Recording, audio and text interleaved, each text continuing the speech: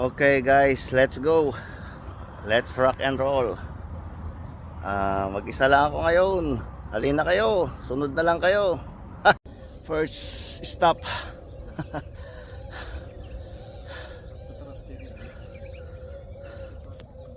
Bet ko lang tong bagong helmet ko. Ayan. Ayan.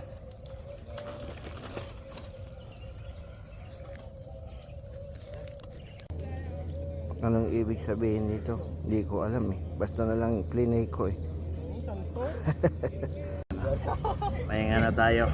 Alas 7 na eh. Nakapag full green na tayo. Tapos kalahating blow. Hindi na kaya. Mainit.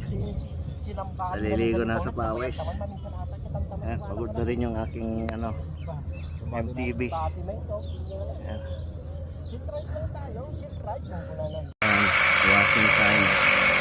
Washing time tayo para sasakay na lang sa papasok na lang sa kwarto. Hindi na kailangan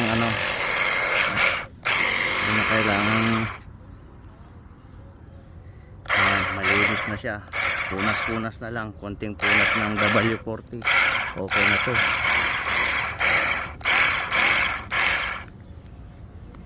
Yan, okay na, malinis na ulit si BM.